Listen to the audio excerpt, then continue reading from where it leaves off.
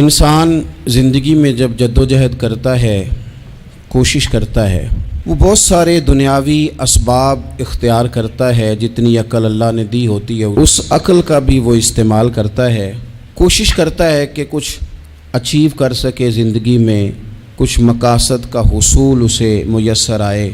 عزیز بھائیوں، ایک بات اپنے ذہن میں اچھی طرح بٹھا لیں اور لکھ لیں کہ زندگی میں جو کسی بندے کو کامیابی حاصل ہوتی ہے وہ رب تعالیٰ کی مدد سے حاصل ہوتی ہے۔ اگر رب تعالیٰ مددگار ہو تو پھر کوئی چیز بھی رستے میں رکاوٹ نہیں بنتی، اور اگر مالک کریم کو منظور نہ ہو تو انسان بہترین سیاستدان ہو، اچھا ایڈمنسٹریٹر ہو، اس کا ذہن بڑی وسعت رکھتا ہو، بڑی اچھی پلاننگ کرنا جانتا ہو، سارا کچھ ہو، تو بندہ ناکام ہو جاتا ہے۔ مسلمانوں کو جتنی کامیابیاں ملیں ان کا پس منظر صرف اتنا تھا کہ اللہ تبارک و تعالیٰ نے اپنے بندوں کی مدد فرمائی، اور اب تعالیٰ نے قرآن مجید میں اس حقیقت کا بیان کیا، فرمایا بل اللہ مولاکم، فرمایا بلکہ اللہ تمہارا مولا ہے، وَهُوَ خَيْرُ النَّاصِرِينَ، اور وہ بہترین مددگار ہے۔ وہ جو رب تمہارا مولا ہے وہ بہترین مددگار ہے، اور اگر وہ مدد کرے تمہاری، سورہ آل عمران میں آگے جا کے ارشاد فرمایا اگر اللہ مدد کرے تو پھر تم پر کوئی غالب نہیں آ سکتا، اور اگر وہ تمہاری مدد چھوڑ دے تو پھر کوئی تمہاری مدد کر سکتا، کوئی مدد نہیں کر سکتا۔ بدر کی جنگ بھی اور فتح مکہ بھی رمضان المبارک میں ہوا ہے۔ میں دونوں پر غور کر رہا تھا تو ایک نیا مضمون میرے ذہن میں آنے لگا۔ بدر کی جو جنگ ہے اس میں بھی ایک عجیب انقلاب آیا ہے کہ 313 نے 1000 سے مقابلہ کیا، اور جن 1000 سے مقابلہ کیا وہ اسلحے سے لیس تھے، اور یہ جو 313 ہیں ان کے پاس 6 زرہیں، 8 تلواریں، چند گھوڑے، لیکن اللہ نے کامیابی دی تو خود رب نے بیان کیا کس طرح دی، فرمایا وَلَقَدْ نَصَرَكُمُ اللَّهُ بِبَدْرٍ وَأَنْتُمْ أَذِلَّةٌ۔ وہ کامیابی اس طرح ملی ہے کہ رب نے تمہاری مدد کی تھی، تم تو کمزور تھے، اللہ نے بدر میں تمہاری مدد کی، تم جیت گئے۔ وَلَقَدْ نَصَرَكُمُ اللَّهُ بِبَدْرٍ وَأَنْتُمْ أَذِلَّةٌ، اللہ نے بدر میں تمہاری مدد کی، تم تو کمزور تھے۔ پھر فتح مکہ نصیب ہوئی تو اس میں بھی بہترین منصوبہ بندی نبی پاک علیہ السلام نے فرمائی، بہترین حکمت عملی حضور نے اپنائی، لیکن ہمیں جو اللہ رسول نے بات سمجھائی وہ کیا ہے؟ اذا جاء نصر اللہ والفتح، فرمایا جب اللہ کی مدد آئی اور فتح نصیب ہو گئی۔ یہ اللہ نے مدد فرمائی تمہاری، یہاں بھی فتح مکہ بھی اللہ کی مدد سے، جنگ بدر بھی اللہ کی مدد سے۔ وہ جو مدد ہے اللہ تعالیٰ کی، جب وہ ہم یہ کرتے ہیں کہ ہم اپنی ساری زندگی سیاست کی نظر کر دیں، ہماری سیاست صرف ملک میں نہیں ہوتی، ہماری سیاست خاندان میں بھی ہوتی ہے، ہم گھر کے اندر بھی سیاست کرتے ہیں، ہم کسی خاص طریقے سے لوگوں کو اپنے پیچھے چلانا چاہتے ہیں، ہم ایک خاص اسلوب اختیار کرتے ہیں کہ لوگ ہمارے پیچھے چلیں۔ اس کا نقصان ہمیں یہ ہوتا ہے کہ سیاست جو ہوتی ہے یہ شطرنج کے ہیر پھیر کی طرح ہوتی ہے، تو اس کے راز بڑی جلدی کھلنے لگ جاتے ہیں، پتہ چل جاتا ہے کہ بندہ مخلص نہیں تھا، سیاست کر رہا تھا، طریقے سلیقے سے اس نے جوڑ کے رکھا ہوا تھا۔ ہم ہر جگہ سیاست کے بل بوتے پر چیزوں کو لے کے چلنا چاہتے ہیں، سیاستیں ناکام ہو جاتی ہیں، سیانے لوگ فیل ہو جاتے ہیں، بچتا صرف وہی ہے جس کے پیچھے رب تعالیٰ کی مدد شامل حال ہوتی ہے۔ اپنی زندگی کے اندر ہم جو کچھ بھی کر رہے ہیں، جس شعبے سے بھی ہمارا تعلق ہے، آج ہم نے اس بات پہ غور کرنا ہے کہ پہلے تو یہ غور کر لیں کہ جو کام ہم کر رہے ہیں کیا وہ کام ایسا ہے کہ اس میں اللہ کی مدد ہمیں ملے گی؟ اگر آپ کوئی معاذ اللہ ناجائز کام کر رہے ہیں، فعل حرام کا ارتکاب کر رہے ہیں، تو اس میں تو مدد الہی آئے گی نہیں۔ پہلے تو یہ دیکھیں جو کر رہے ہیں وہ کام مدد الہی والا ہے، اور اگر اللہ تعالیٰ کی مدد والا وہ کام ہے پھر اس پر غور کریں کہ کیا ہم نے مالک سے مدد کا سوال کیا ہے، ہمیں مدد میسر آ رہی ہے۔ وہ میں نے بزرگوں سے ایک بات سنی تھی، وہ بڑی یاد رہ گئی۔ وہ فرمایا کرتے تھے قابلیت بھی بڑی چیز ہے لیکن قبولیت سب سے بڑی چیز ہے۔ قابل ہونا بھی بڑی بات ہے لیکن زیادہ بڑی بات یہ ہے کہ اس کی بارگاہ میں قبول بھی ہے کہ نہیں۔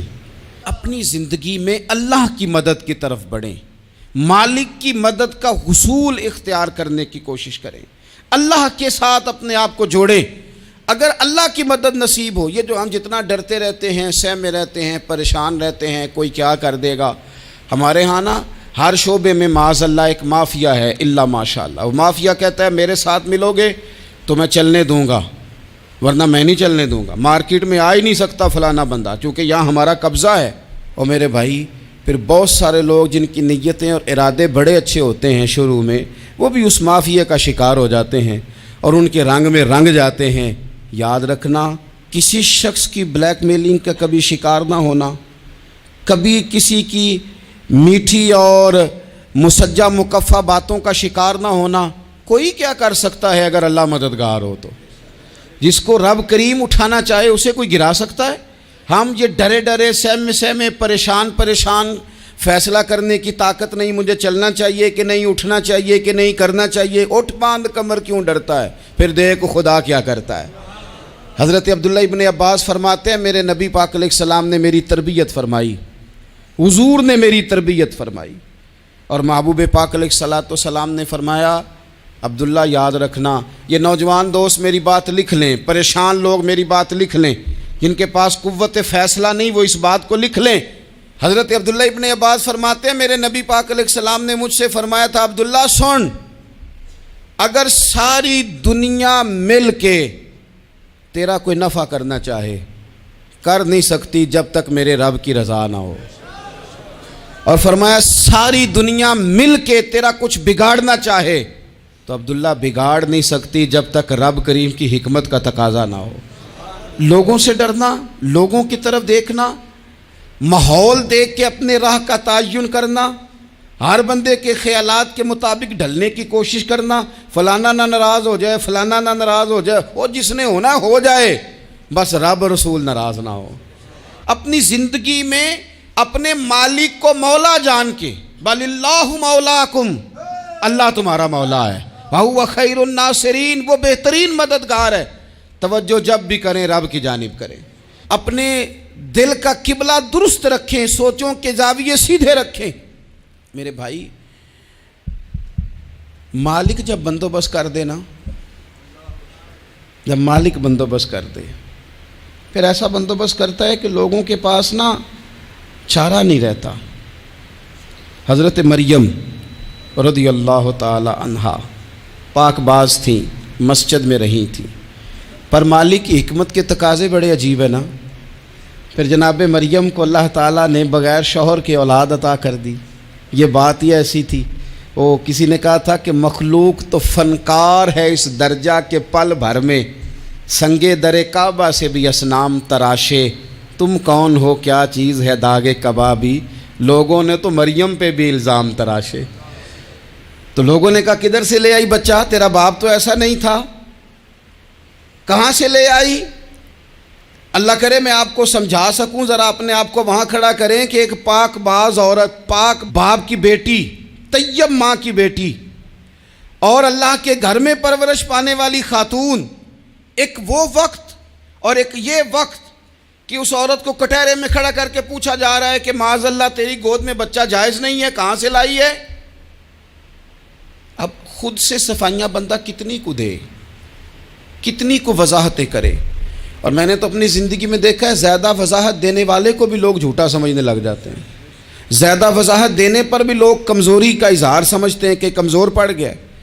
آپ صلح کی کوشش کرتے ہیں، سامنے والا بزدل سمجھ لیتا ہے، زیادہ وضاحتیں بھی کمزور کر دیتی ہیں۔ اب حضرت مریم کو کٹہرے میں کھڑا کر کے کہا بچہ کس کا ہے؟ تو پھر خدا بندوبست جب کرے، اللہ جب مددگار ہو، تو پھر حضرت مریم کی گواہی درختوں سے نہیں دلوائی، اس نے پتوں سے نہیں دلوائی، پھر فرشتے نہیں بھیجے۔ حضرت مریم کہنے لگی مجھ سے نہ پوچھو، وہ جو پنگوڑے میں ہے اسی سے پوچھ لو، ان سے پوچھو نا، وہ کون ہے پوچھ لو، ان سے کر لو سوال۔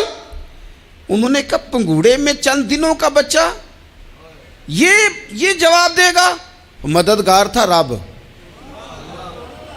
ان کی برات کا اعلان کرنا تھا مالک نے، اور جب مالک اعلان کر دے، جب مالک تیری صفائی دینا چاہے، جب مالک تجھے دنیا کے سامنے نکھارنا چاہے، تو पंगूड़े में लेटे हजरत ईसा बोल के कहने लगे इन्नी अब्दुल्लाह आतानी अल किताबा, फरमाया मैं अल्लाह का बंदा हूँ, रब ने मुझे किताब अता करके नबी बना के दुनिया में भेजा है। मैं अल्लाह का बंदा हूँ, किताब लेके आया हूँ, नबी बन के आया हूँ। फिर पंगूड़े से ऐलान हो गया, फिर बच्चा बोल पड़ा। और ये एक दफ़ा नहीं बात हुई, ये बनी इसराइल में एक जुरैज नाम के शख्स भी थे जो नमाज पढ़ रहे थे। बाज़ ने लिखा है नफल नमाज थी, अम्मा ने पुकारा तो आए नहीं, तो माँ के मुंह से निकल गया तू इतनी देर तक मरेगा नहीं जब तक किसी बेहया औरत का मुंह ना देख ले। तो वो इबादत गुजार थे, लेकिन लोगों ने उनकी इबादत रियाजत परहेजगारी को नहीं देखा, बस एक औरत को भेज के इल्ज़ाम लगवा दिया। वो औरत आया जाया करती थी, अब आ जाती हैं औरतें, मसला पूछने की नीयत से भी आ जाती हैं। माहौल में कुछ जगह ऐसी भी हैं जहाँ औरतें दम कराने के बहाने आ जाती हैं। वो खातून आती जाती थी उस खानका पे, आस्ताने पे, ये बुखारी में मौजूद है, पर उसने कहा मेरी गोद में जो बच्चा है ये इन्हीं का है। मुझे बताएं कैसे बंदा वजाहत दे। हालात ख़राब हो गए, लोग कुटिया जलाने लगे, माहौल और तरह का बन गया। मेरे नबी पाक अलैहिस्सलाम फरमाते हैं फिर उस रब के बंदे ने कहा मालिक तू करीम है, तेरी मशीयत का तकाजा आया जो मेरी माँ ने जुमले बोले थे, पर अब मैं वजाहत देने के काबिल नहीं रहा, अब तू ही करम करेगा तो दरवाज़ा खुलेगा। तो वो चंद दिनों का बच्चा पंगूड़े में बोल के कहने लगा मैं इस दरवेश का नहीं, मैं तो फलाने चरवाहे का बच्चा हूँ, वो जो बकरियाँ चराता है। रब की मदद को पुकारें, अपने साथ अपने मालिक की मदद को शामिल करें, थोड़े रिस्क पर भी गुजारा अच्छा होने लग जाएगा। सारे लोग आपको गिराने की तदबीरें कर रहे होंगे और मालिक आपको इज्जतें अता फरमा देगा, उसकी बारगाह से हिकमत का तकाजा और हो जाएगा। हमने सारी ज़िंदगी लोगों को राज़ी करने में गुजार दी, सारी ज़िंदगी बुढ़ापा आ गया बच्चों को पालते, और बच्चों ने आखिरी उम्र में कह दिया अब्बा अगर कोई ढब का काम कर लेते तो आज हमारे दिन भी फिर न जाते। सारी ज़िंदगी गुजार दी बहन भाइयों को राज़ी करने में, सारी ज़िंदगी गुजार दी जिम्मेदारियां उठाने में। उनको 99 दफ़ा दिया, एक दफ़ा नहीं दिया तो उन्होंने कह दिया तूने तो कभी दिया ही नहीं, तू था ही नहीं। सारी ज़िंदगी मोहल्लेदारों इलाके वालों को राज़ी करने में गुजार दी।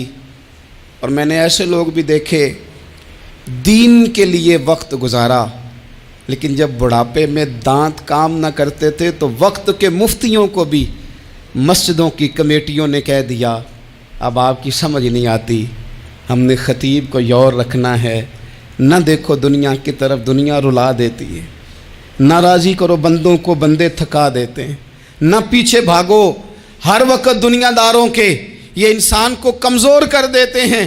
वो तो करीम ही बड़ा है, 2 आंसू ज़मीन पर बाद में गिरते हैं, बंदे के गुनाह सारे पहले माफ़ फरमा देता है।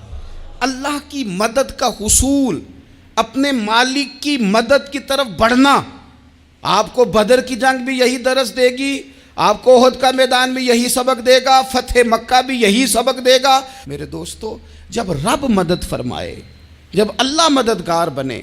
दोस्तों से एक बात अक्सर करता हूँ, मैं कहता हूँ कि जितने दर्द से आप अमीर को अपनी कहानी सुनाते हैं ना, और जिस तरह आपके आंसू बात करने से पहले गिर जाते हैं कि गरीब हैं, बच्चियां हैं, कारोबार नहीं, ओ मेरे संगियों, इससे आधे आंसू अपने रब की बारगाह में बखेरो, उसके हुजूर अर्ज गुजार हो जाओ, उससे तलब करो। एक वक्त इंसान पर ज़िंदगी में ऐसा आता है कि उसे यूँ महसूस होता है कि मेरा साया भी तरह सा पीछे हट गया है, उसे यूँ लगता है कि मैं किसी सहारे पे हाथ डालता हूँ तो वो भाग जाता है मुझसे। लेकिन मालिक की बारगाह ऐसी अजीम बारगाह है, रब रसूल के आस्ताने इतने बड़े हैं कि आप जब वहाँ कशकोले तलब दराज करते हैं तो झोली फैलाने में देर लगती है, उनको भरने में तो कोई देर नहीं लगती। हमने अपना सोच का किबला ही दुनिया को बना लिया है। ये जो अल्लाह वालों की मदद है ये तो है नहीं, अल्लाह ही की मदद है, लेकिन ये जो सेठों की तरफ तवज्जो करना, नवाबों की तरफ तवज्जो करना, दुनियादारों की तरफ तवज्जो करना और अपना मिजाज इस तरह का बना लेना, यारो गर्दन को झुका देता है खैरात का पत्थर, जहाँ में मांगने वालों के सर कभी ऊंचे नहीं होते।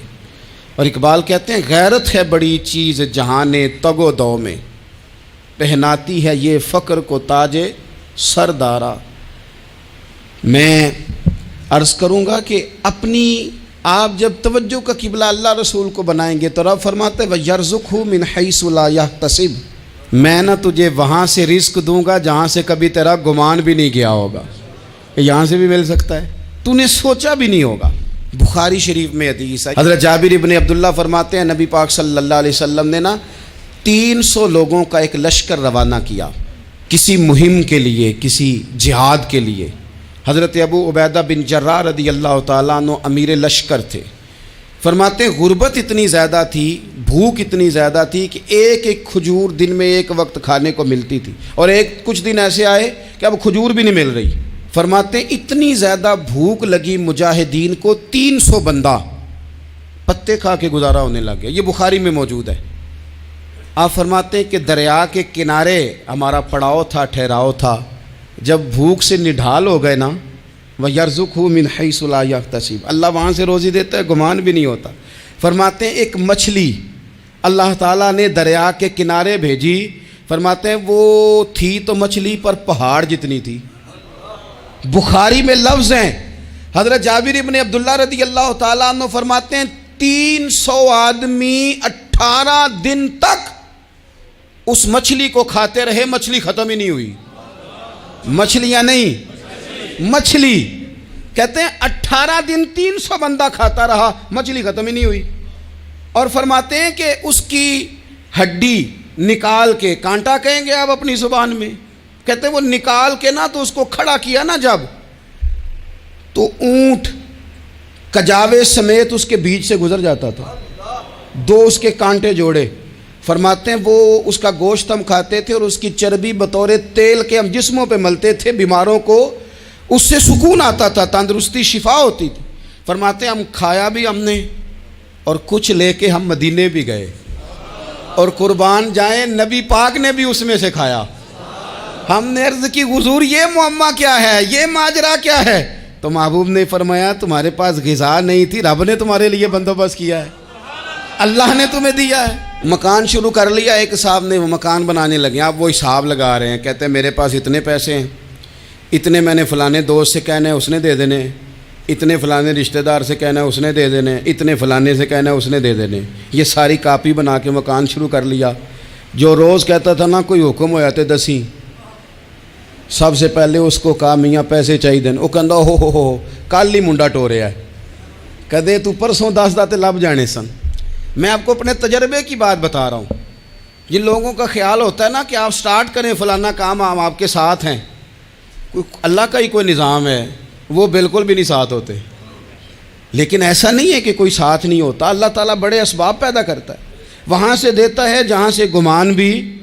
ہمارا یہ ذہن بن جاتا ہے ہم ساری اپنے حساب سے چلتے ہیں، اتنے رشتہ داروں سے اتنے، کون آپ کے ساتھ چلے گا؟ سوال ہی نہیں پیدا ہوتا۔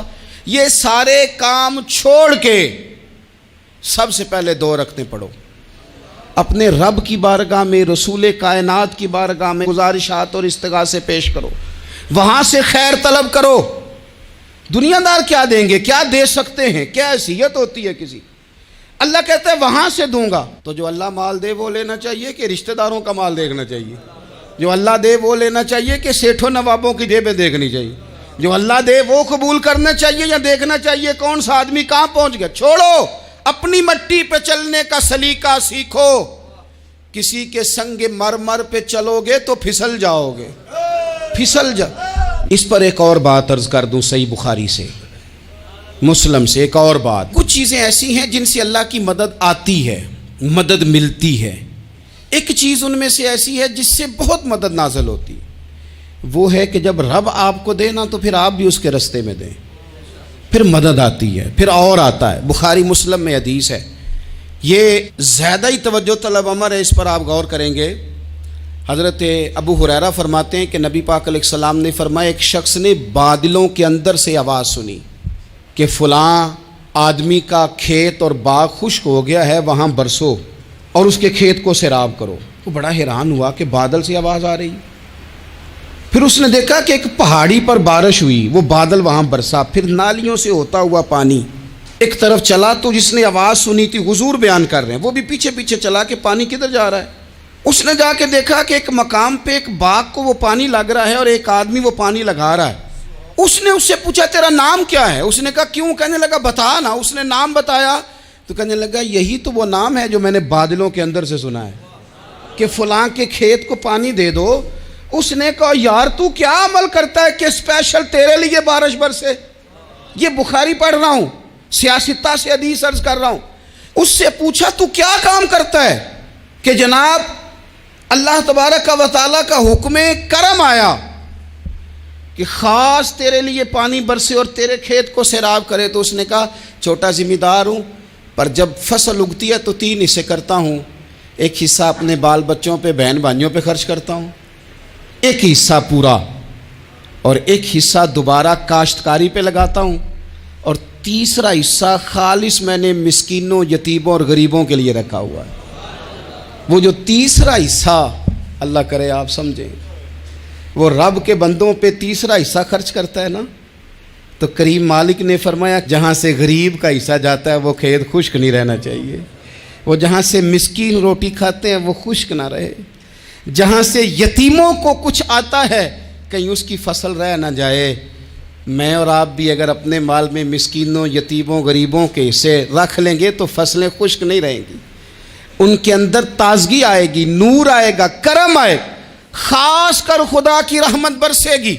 مدد اللہ سے چاہیں، اپنی توجہات کا مرکز رب رسول کی ذات کو بنائیں، پھر آپ محسوس کریں گے کہ بڑی جلدی اللہ تعالیٰ کی مدد آنے لگی ہے۔ کبھی آپ صرف کہہ دیں نا میرا رب میرے ساتھ ہے، اس لفظ میں اتنی طاقت ہے کہ دشمن ویسے زہر ہو جاتا ہے۔ زندگی میں کسی سے بھی لڑائی ہو تو اچھی طرح سوچ لیں کہ اللہ اس طرف ہے یا اس طرف ہے۔ اگر آپ زیادتی پہ ہیں تو پھر رب مظلوم کی جانب ہے۔ اگر اللہ کی مدد آپ کے ساتھ ہے تو دنیا کی کوئی طاقت آپ کو گرا نہیں سکتی، اور اگر آپ مظلوم کے مقابلے میں ظالم بن کے آپ کھڑے ہو گئے ہیں اور آپ نے رویہ وہ اختیار کیا ہے کہ جس میں مدد نہیں آئے گی، تو پھر یاد رکھ لیں کہ آپ کوئی بھی ہیں، کہاں بھی ہیں، آپ کمزور ہیں۔ طاقتور تھے ابتدائے اسلام میں، ظاہری طاقت تھی کفار مکہ کے پاس، وہ ڈنڈوں سے مارتے تھے غریبوں کو، ان کے ہاتھوں میں ڈنڈے تھے، پر خدائی طاقت ان مظلوموں کے ساتھ تھی۔ صاحب زرقانی نے لکھا ہے حضرت زنیرہ رضی اللہ تعالیٰ عنہ ایک لونڈی ہیں، غریب ہیں، ماڑے دا کی کام محمد ناس جانا یا رونا، غریب سادی بی بی اور لونڈی کنیزہ، ایک مشرک کی کنیزہ تھی، انہوں نے کلمہ پڑھ لیا، وہ ڈنڈوں سے مارتا، دروں سے مارتا، تکلیف دیتا۔ حضرت زنیرہ رضی اللہ تعالیٰ عنہ کو اتنا مارا، اتنا مارا۔ اب آپ ایک اور پہلو پر بھی غور کریں، مار بھی پڑ رہی ہے پر خدا ادھر ہی ہے، اللہ کی مدد ادھر ہی ہے۔ رب کہتا ہے کہ پہلے تو صبر کرنا، ان اللہ مع الصابرین، تو صبر کرے گا تو پھر رب کی معیت ملے گی، ذرا ٹھہرنا، تو تھوڑا ڈٹنا۔ ان الذین قالوا ربنا اللہ ثم استقاموا تتنزل علیہم الملائکہ، تو کہے اللہ میرا رب ہے، پھر تو پہلے ڈٹ، پہلے تو نے ڈٹنا ہے۔ ثم استقاموا، جو ڈٹ گیا، تتنزل علیہم الملائکہ، ڈٹنے والے کے لیے مدد آتی، پہلے تھوڑا ٹھہرنا پڑتا ہے، پہلے تھوڑا صبر کرنا پڑتا ہے، حوصلہ کرنا پڑتا، اس کے بعد مدد آتی۔ مار پڑ رہی ہے، مارا جا رہا ہے حضرت زنیرہ کو، ان کا مالک جو ہے ظاہری آقا وہ مار رہا ہے، یہ کنیزہ ہے، اتنا مارا اتنا مارا، ان کی بینائی چلی گئی، نظر آنا بند ہو گیا۔ ابو جہل آیا اور کہنے لگا زنیرہ دیکھا نا ہمارے بت تیری آنکھیں لے گئے، معاذ اللہ، لات و منات ہمارے بتوں نے تجھے اندھا کر دیا۔ اب ایسا نہیں ہے کہ بی بی روتی جا رہی ہے، روتی جا رہی ہے، مایوسی مایوسی، معاذ اللہ، پریشانی، غریبی بڑی ہے، پوچھنے والا کوئی نہیں، یہ باتیں نہیں۔ کیا جملے ہیں خاتون کے، کیا لفظ ہیں۔ ابو جہل نے تنزیہ کہا، معاذ اللہ، کہنے لگا دیکھا نا ہمارے بتوں نے تجھے اندھا کر دیا۔ تو جناب زنیرہ آنکھوں کی بینائی گئی ہے اور رات کو گئی ہے، دکھ ابھی تازہ ہے، لیکن اللہ پہ جو توکل ہے، اپنے مالک سے جو رشتہ ہے، وہ اتنا مضبوط ہے، اتنا طاقتور ہے، اس میں اتنی گہرائی ہے کہ حضرت زنیرہ بول کے نا اتنی قوت سے بولی، اتنی طاقت سے بولی کہ پورے کفر پر لرزہ طاری ہو گیا۔ فرمانے لگی تمہارے بتوں کی کیا اوقات ہے کہ وہ میری بینائی لے جائیں؟ یہ میری رب کی حکمت کا تقاضا ہے۔ جب تک اس نے چاہا زنیرہ دیکھتی رہی، اور جب اس نے چاہا زنیرہ کی آنکھوں کی بینائی چلی گئی، اور اگر وہ چاہے گا نا تو بینائی واپس بھی کر دے گا۔ اگر ہو ذوق یقین پیدا تو کٹ جاتی ہیں زنجیریں، اگر وہ چاہے گا تو بینائی آ بھی جائے گی۔ حضرت زنیرہ نے رات کو یہ لفظ کہے، ابو جہل اور سارے کفار ڈر کے سن کے چلے گئے، آپ اطمینان سے آ کے بستر پہ سوئی۔ جب سویرے اٹھی تو اللہ نے آنکھوں کی روشنی واپس کر دی تھی۔ آنکھوں کی اب چھڑی پکڑی ہے، بازاروں میں گھومتی ہے، کہتی ہیں بلاؤ کدھر ہے تمہارے نعت و منات، دیکھو میرے رب نے روشنی واپس کر دی۔ آ کر میرے ساتھ ادھر آ، ستمگر ہنر آزمائیں، تو تیر آزما ہم جگر آزمائیں۔ بیمار لوگوں یاد رکھو، کہہ دیا ڈاکٹر نے کہ تو بڑا بیمار ہے، تو بڑا کمزور ہے، یہ ہو گیا وہ ہو گیا، تو ڈاکٹر اپنے علم کے مطابق بات کر رہا ہے، ہوگا تو وہ جو میرا رب چاہے گا۔ کمزور ہو جانا، پریشان ہو جانا، تکلیف میں آ جانا، پتہ نہیں بات ہو گئی ہے تو جانے کیا ہو جائے گا۔ اپنی زندگی کے اندر اپنے رب سے رشتہ مضبوط کریں، رسول کائنات سے رشتہ مضبوط کریں، اللہ والوں سے رشتہ مضبوط کریں۔ حضرت زنیرہ نے پیغام دیا کہ زندگی میں جو جینا چاہتے ہیں تو وہ رب کا نام لے کے جی سکتے ہیں، جو اپنی زندگی میں خوشیاں دیکھنا چاہتے ہیں تو رسول اللہ کے نام پر خوشیاں دیکھی جا سکتی ہیں۔ توکل کی بنیاد پر بندہ خوشیاں لے سکتا ہے، اور اگر انسان میں توکل نہیں ہے تو پھر وہ اس کالے جادو سے بھی ڈر رہا ہے، وہ نیلے سے بھی ڈر رہا ہے، وہ پیلے سے بھی ڈر رہا ہے، وہ فلانے سے بھی ڈر رہا ہے، وہ میرے خلاف فلانا رشتہ دار سازش کر رہا ہے تو ڈر رہا ہے، فلانا میرے بارے میں یہ کر رہا ہے تو ڈر رہا ہے، وہ پتہ نہیں دنیا ادھر ہو جائے گی تو کیا ہو جائے گا، اٹھ باندھ کمر کیوں ڈرتا ہے، پھر دیکھ خدا کیا کرتا ہے۔ تو اس ساری گفتگو کا نچوڑ آپ کو یہ عرض کیا ہے، سب سے پہلے تو یہ کہ میدانوں میں مدد بھی اللہ کی، رزق میں مدد بھی اللہ کی، فصلیں خشک ہوں تو مدد پھر بھی اللہ کرے، تو پھر ساری مدد، اور اگر انسان بیمار ہو تو پھر بھی مدد اللہ کی۔ تو اپنے اللہ کی جانب توجہ کو بڑھائیں، آپ اللہ سے مدد کے سوالی بنیں۔ ترمذی کی ایک حدیث ہے، میں آپ کو زندگی کا تجربہ بتاتا ہوں کہ جب میں بڑا پریشان ہوتا ہوں تو یہ والی روایت کھول لیتا ہوں، مزہ دیتی ہے۔ میرے نبی پاک علیہ السلام نے فرمایا اپنے دکھ سیٹھوں نوابوں کو نہ کہنا، مالداروں کا نہ کہنا، ورنہ اللہ تمہیں کبھی غنی نہیں کرے گا۔ فرمایا اپنے دکھ اپنے رب کی بارگاہ میں عرض کرنا، جلدی کرے یا دیر سے کرے اللہ تمہیں لوگوں سے بے نیاز کر دے گا، اللہ تمہیں غنی کر دے گا۔ رات کو بیٹھو نا اس کی بارگاہ میں، اسے دکھڑے سناؤ، چھوٹی چھوٹی باتیں، حضور نے فرمایا نمک بھی مانگو تو رب سے مانگو، چھوٹی چھوٹی بات سے شروع کرو نا۔ جب بندہ شروع کرتا ہے نا چھوٹی چھوٹی چیزیں تو بڑی ساری چیزیں یہ اس طرح ہوتا ہے جیسے بندہ رب سے گفتگو کر رہا ہے، مالک مجھے یہ چاہیے، مالک میں یہاں کمزور ہوں، اللہ میں یہاں پریشان ہوں۔ آپ یہ کر کے تو دیکھیں، لمبی لمبی دعائیں مانگ کے تو دیکھیں، اس کے حضور جوڑ کے تو دیکھیں، آپ دیکھیں گے راحت کتنی ہے، سکون کتنا ہے۔